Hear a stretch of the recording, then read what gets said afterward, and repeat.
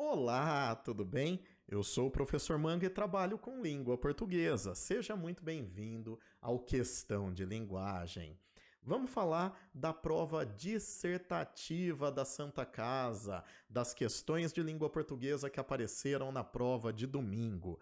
Dá uma olhadinha aqui comigo. A primeira questão é a de número 17. Examine o cartoon de Milor Fernandes. E aí você tem, uma figura aqui, uma pessoa bastante feia, falando, e como é típico da linguagem dos quadrinhos, tem um balãozinho, saindo da boca dele. Esse balãozinho aqui está todo esburacado. E embaixo você lê papo furado, tá? Item A. Explicite a relação estabelecida entre a expressão papo furado e a imagem do cartoon. Bom, na sua resposta, eu imagino que você devesse lidar com os sentidos denotativo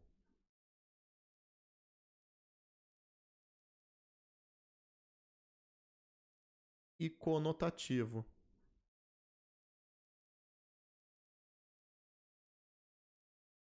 Quando a gente fala, papo furado é uma expressão idiomática, né? Essa expressão idiomática é lida num sentido conotativo, ou seja, figurado. O que acontece é que o Milor faz graça, o Milor faz brincadeira, lendo literalmente, ou seja, dando um sentido denotativo para aquilo que tem sentido figurado, né? Então aí, metaforicamente, nos quadrinhos, a fala das pessoas aparece num balãozinho assim, né? O pensamento aparece em nuvem e esse balãozinho está literalmente furado.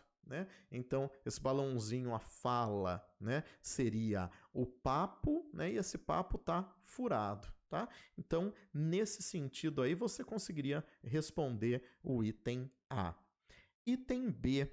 Proponha duas expressões equivalentes para a expressão papo furado, sendo uma em linguagem formal e outra em linguagem coloquial, ou seja, informal, tá? Então, você pode pensar no seguinte: papo furado, tá? Do ponto de vista formal, poderia ser uma conversa sem compromisso.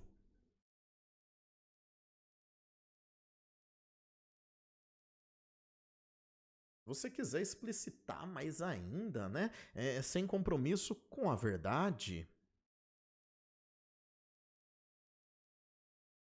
uma conversa em que não se pode confiar, uma conversa a qual não se pode atribuir sentido de valor, uma fala pouco crível e assim por diante. Então, sem grandes dificuldades. Aqui no coloquial, no informal, a gente poderia sinalizar alguns sinônimos. Por exemplo, conversa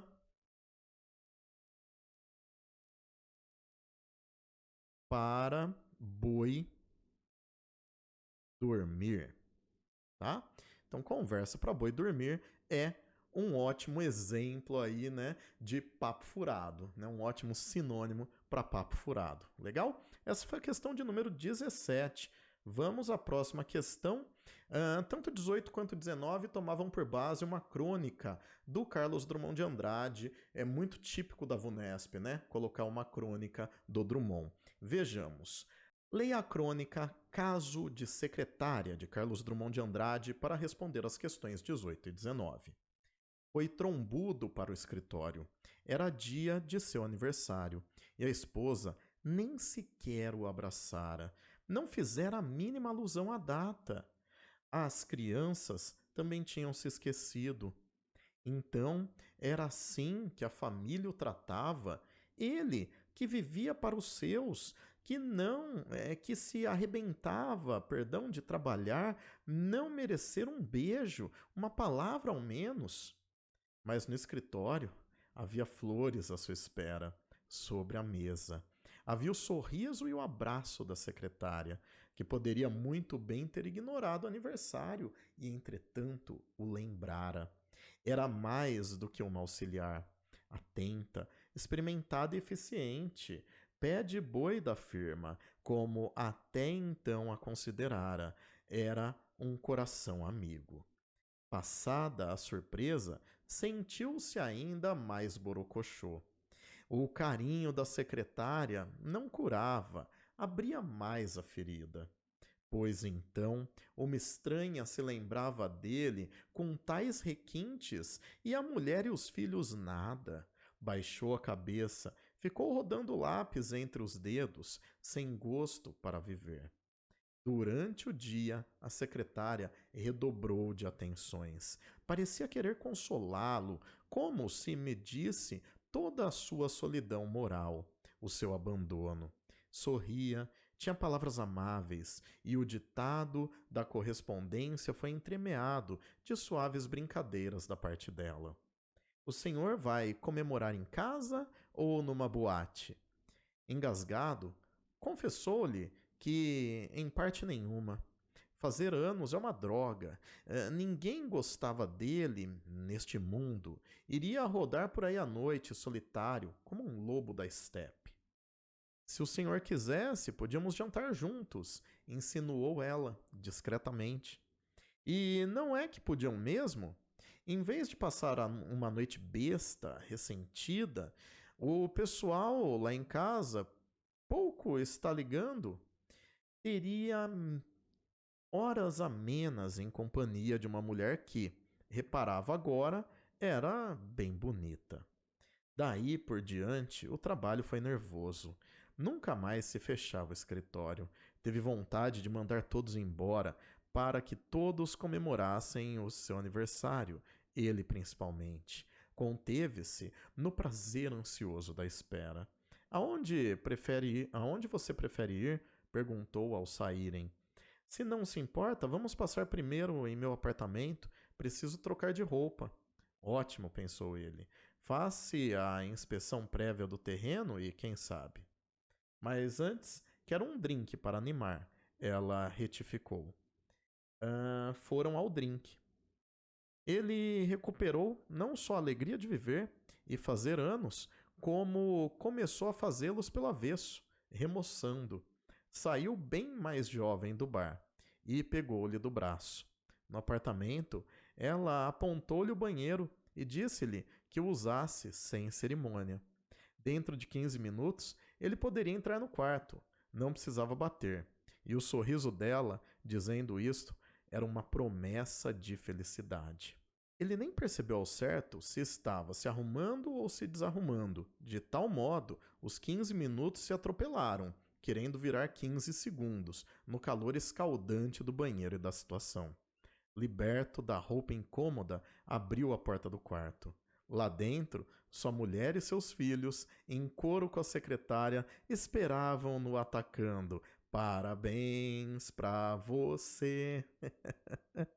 Que situação, hein?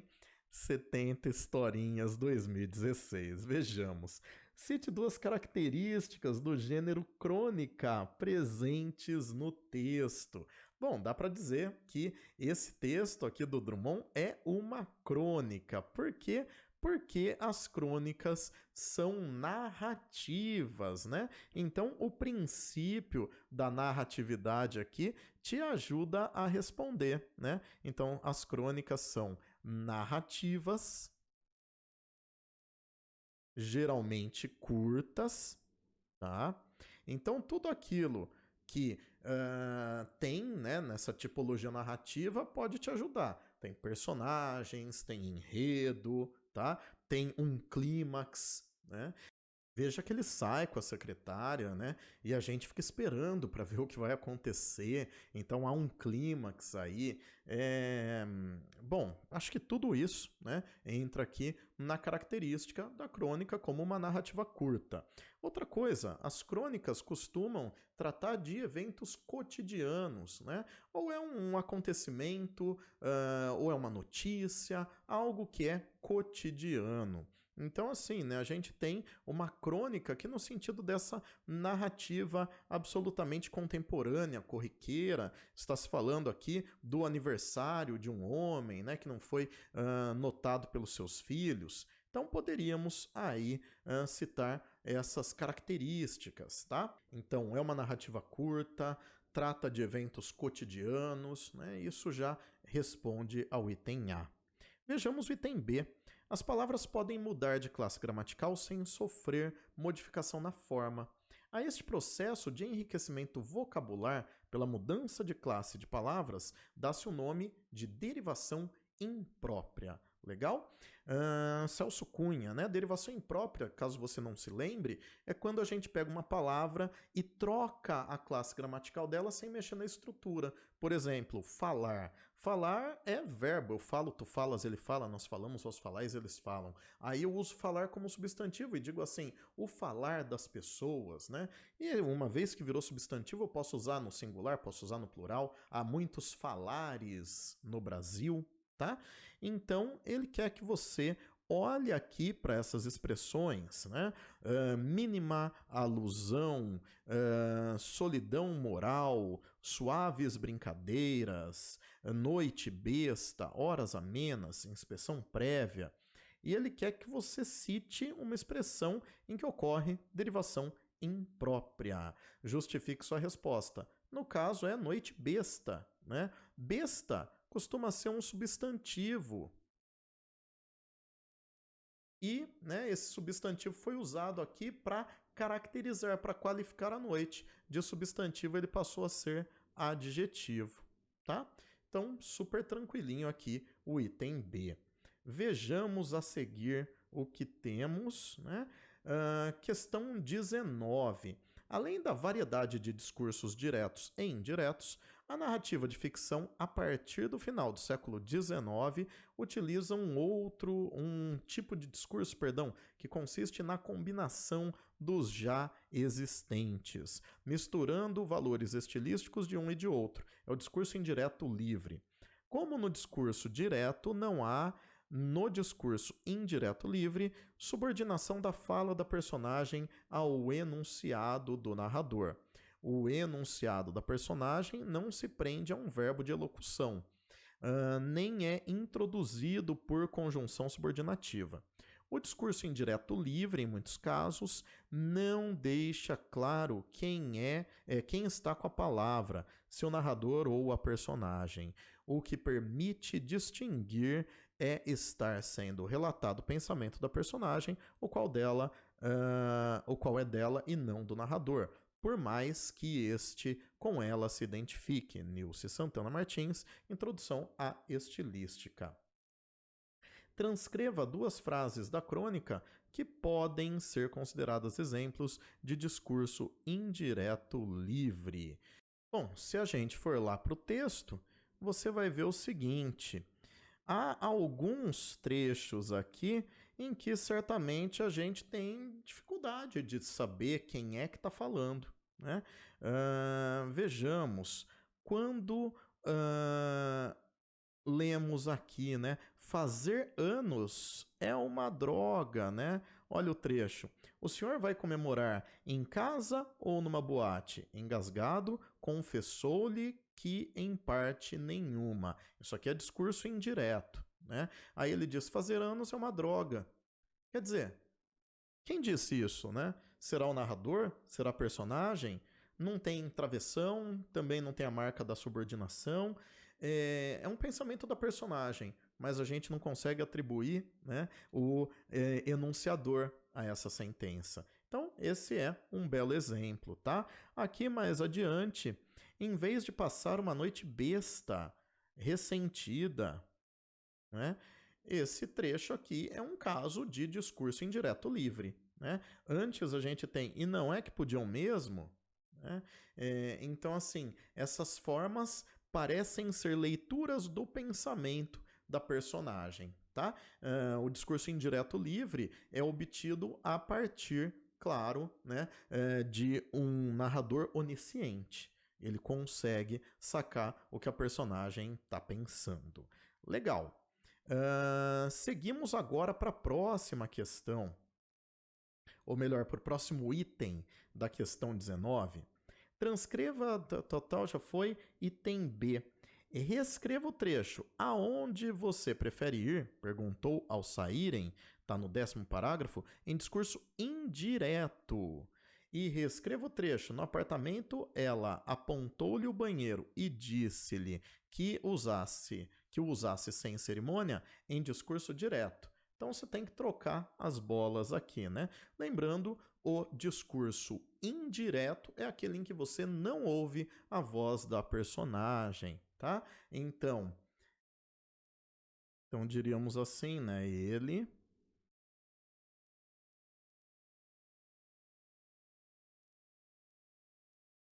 perguntou à secretária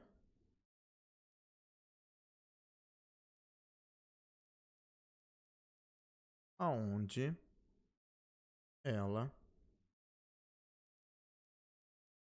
preferia ir. Ponto final, tá? Então, essa aqui é a transformação do discurso direto para indireto. A seguir, no apartamento, ela apontou-lhe o banheiro e disse-lhe que o usasse sem cerimônia. Então, ela apontou-lhe o banheiro e disse-lhe, dois pontos, travessão, use-o sem cerimônia. Tá? Essas são as minhas sugestões, então, aí de transformações, tá? Mínimas diferenças, claro, são absolutamente aceitáveis. Belezinha, vamos agora para a última questão, então. Leia o trecho do ensaio Apologia Grega à Preguiça, de Francis Wolff. Quando digo que os gregos antigos não conheciam a preguiça, isso não significa que fossem mais trabalhadores do que nós. Pelo contrário, eu diria. Isso significa que, para eles, o gosto pelo trabalho não era uma virtude. Portanto, o fato de não gostar de trabalhar, nem querer trabalhar, não era um vício. As virtudes e os vícios não são universais. Por exemplo, o voyeurismo é um vício, a menos que você esteja em uma sociedade de exibicionistas, onde os voyeurs são bem-vindos. Ocorre o mesmo com a preguiça. Nós a consideramos um vício porque acreditamos que o trabalho, o gosto pelo trabalho, seja uma virtude. Mas em uma sociedade que visse o trabalho como uma calamidade ou o gosto pelo trabalho como perversão, não pensaríamos a preguiça como um vício. Acharíamos que ela é virtude, que ela é uma virtude, ou pelo menos uma disposição sadia do caráter. Na verdade, até ignoraríamos a ideia de preguiça. O que restaria dessa repugnância ao trabalho, que denominamos preguiça, se não mais a condenássemos? Restariam apenas as emoções positivas, o gosto pelo repouso, por exemplo. E, de fato, por que preferir o movimento ao repouso? Por que escolher a excitação, em geral, vã? Aliás, seria preciso acreditar que somos indispensáveis para achar que o mundo necessita de nossa atividade. Amanhã estaremos mortos e o mundo girará igualmente bem ou igualmente mal, sem a nossa agitação. E, por fim, se não fizermos nada além de ir levando a vida, será que não estaremos mais disponíveis para as coisas realmente importantes? O amor, a amizade, a cultura de si, o divertimento, o desenvolvimento de nossas faculdades físicas e mentais? Finalmente, por que preferir a submissão ao trabalho diante da possibilidade de fazer, ou melhor, diante da liberdade de fazer o que bem nos aprouver? Adalto Novaes, Organização Elogia a Preguiça. Legal. Considere os seguintes enunciados extraídos do ensaio. Quando digo que os gregos não conheciam a preguiça, isso não significa que fossem mais trabalhadores do que nós. 2. Isso significa que, para eles, o gosto pelo trabalho não era uma virtude, portanto, o fato de não gostar de trabalhar, nem querer trabalhar, não era vício. 3. Mas em uma sociedade que visse o trabalho como uma calamidade ou o gosto pelo trabalho como perversão, não pensaríamos a preguiça como um vício. Qual desses enunciados pode ser considerado mais impessoal? Justifique sua resposta. Veja só, quando a gente fala de marcas de pessoalidade, a gente está pensando na primeira pessoa do discurso, né? Seja ela do singular ou do plural. Então, a gente pode pensar no seguinte: no primeiro trecho, quando digo, né? Quando eu digo, nossa, aqui já é super pessoal, né? Que os gregos não conheciam preguiça, isso não significa que fossem mais trabalhadores do que nós. Primeira pessoa do plural, essa alternativa aqui, né? Com certeza não é. Mas em uma sociedade que visse o trabalho como uma calamidade ou o gosto pelo trabalho como perversão, não pensaríamos a preguiça como um vício. Essa aqui também não é, né? Nós pensaríamos. Então, essa segunda assertiva aqui, com certeza é mais impessoal. Isso significa que para eles, os gregos, o gosto pelo trabalho não era uma virtude. Portanto, o fato de não gostar de trabalhar, nem querer trabalhar, não era um vício. Então, a explicação, né, é essa que eu te dei. A gente, quando coloca a primeira pessoa, seja ela do singular, seja ela do plural, torna o texto mais pessoal. Ou seja, né, por exclusão, um texto menos pessoal, um texto mais impessoal, não vai ter essas pessoas. Que recurso retórico é empregado reiteradamente pelo autor na segunda metade do texto? Com qual finalidade o autor emprega esse recurso retórico? Se a gente fizer um corte mais ou menos por aqui, né? Vamos chamar de metade do texto, você consegue observar, passando os olhos, que o autor vai frequentemente empregar interrogações, tá certo? Aqui, mais uma interrogação aqui, mais uma interrogação aqui, tá? Então dá para perceber o seguinte, né? O trabalho dele, né, é trazer a gente para o texto. Veja que ele coloca aqui a primeira pessoa do plural, né? Então acharíamos isso, pensaríamos aquilo, tal. Se não fizermos, né? Então ele traz o leitor nossas faculdades. Ele traz o leitor pela primeira pessoa do plural, como eu já comentei no item anterior, e ele vai lançando mão de questionamentos, de perguntas, né, como fio condutor aí da sua argumentação, né? Acho que daria para a gente responder nesse sentido, portanto. Que legal! Assim encerramos então a prova dissertativa da Santa Casa. Espero que você tenha gostado dessa resolução, espero que tenha te ajudado. Deixa um comentário aqui se você gostou e mais, né? Compartilhe o vídeo, deixa o seu joinha, faz Questão de Linguagem chegar cada vez mais longe. Muito obrigado e até o próximo vídeo. Tchau, tchau.